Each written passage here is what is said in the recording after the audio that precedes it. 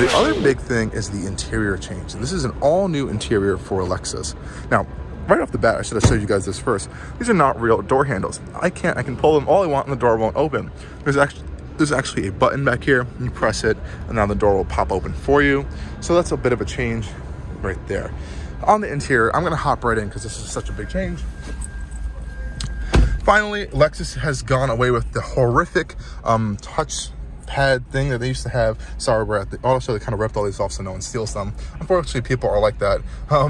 But yeah, we have an all-new touchscreen infotainment system here, and it is absolutely massive. So if you're not a fan of giant tablet-style touchscreens, you might not like this, but it is a pretty simple and easy system to use. You have your climate controls, may not be separated by buttons, but they are always in this position right here. And you have two kind of physical dials that are kind of like integrated into the screen that you can kind of control your climate control stuff with, which is really nice. Now, this giant screen up here is your infotainment system, and it does get big. I believe it does get bigger as you press this button here, a little bit bigger. So you have this giant map right here.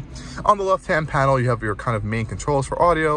You have your phone, vehicle controls going on over here. And as this is the kind of plug-in hybrid version, you can see the energy flow from battery to the engine to plugging it in and all the different stuff it can do over there. Now you can control all these different things from various different buttons. I wish they kind of integrated it into one system, but over here down, you can see we kind of have this weird little drive selector that's kind of popping out in the middle of nowhere. So we have a sport mode, we have an eco drive mode, and I believe there's a sport plus mode right there. But if you want to go into hybrid EV or like kind of hold charging mode, you have to cycle that from these buttons down here. So what these buttons do is when you press them, it'll cycle through the different modes. So you can either go in full EV mode, full hybrid mode, or hold charge where the engine will charge the hybrid battery for you. You also do have an auto EV hold button. You have a brake hold button. You have a traction control button. I believe this is all-terrain mode as well. Park and brake, and of course your shifter. It would be right here if they didn't rip it off. Down here, we do have a center console. I believe there's a wireless charging mat up here. You can tug that away and you have a little bit more storage. And there's another little cubby right here. USB-C, USB port right here. Cup holders. Really nice center console. It is very well padded, which is nice. You do have a pretty deep storage compartment in the center as well, which is really nice. And it does open both ways. So a nice kind of German luxury feature right there. The center display is finally all digital, which I really like. Well, is it all digital? I think the centerpiece is actually only digital, and these kind of sides look digital, but they're not. And I'll show you in a second when I change the drive mode. So I believe we're in sport right now. If you go to sport sharp, it turns into kind of like this, little sporty display right there. If you go to sport, it looks like this, and eco looks like this. So those are your different systems right there for your digital display. We also have a full heads-up display up there, and you can't really see it on camera, unfortunately, but it is really big actually. It's kind of projecting right there, but the camera is really difficult to show that. I really do like this new F-Sport steering wheel as well. It's a little bit similar to other Lexuses we've been seeing, but we have the F-Sport badge right here. Kind of this hollow centerpiece right here. Really nice paddle shifters on the sides. And even though this is a plug-in hybrid, you do get paddle shifters, and they do give you this kind of sporty aspect to the vehicle, which is nice. So there is that. General material quality is pretty good. I do wish it could be nicer. This material up here isn't the softest. It's a little bit soft touch, but it's a little hard and stiff, honestly, for me. And this car can get very, very expensive, actually. It's beeping at us right now. The same goes for the dashboard. It isn't the best material, but it's okay. These seats are super comfortable. I will have to admit that. I believe the vehicle is dying right now, so we're just gonna turn it off. These seats are super comfortable, really supportive, and they are perforated as well. And we have the F-Sport badge, which is embossed into the headliner as well, which is really nice. Let's go hop into the back seats really quick. And when you are opening the vehicle, there is no physical door handle. It's kind of a button right here. In case of an emergency, you can pull this button open to like pull the door manually, but normally you just press the button and the door pops open for you.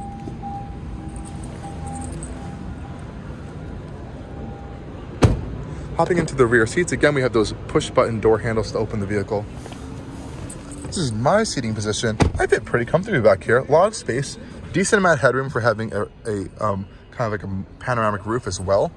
Over here we have some air vents, but you don't have any controls other than to kind of like turn it on and off. We also have our charger ports down here, if you guys can see them. It's pretty dark back here. Fortunately, USB-C charging ports.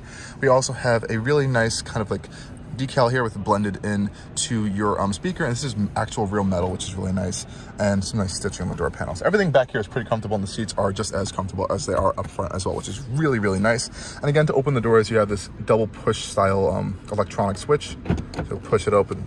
It's really nice. I don't know how I feel about having your lock and unlock buttons back here for kids, but I believe there is a function to lock that up front if you are a parent.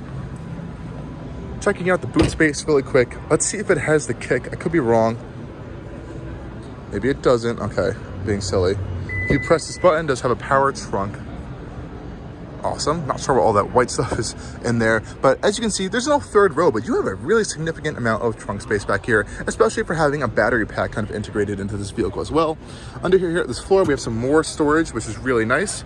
And I think this is your 12-volt battery. Oh no, or not. It's just some more stuff back here, I guess. It looks like a 12-volt battery cap right there. I believe that's right over here, actually. So there's some more storage. I believe you would have a little bit more storage if you didn't have the hybrid model, but that is what you're getting back here. And the seats, of course, do fold down, not power, but you can just push them down to get even more storage out of this.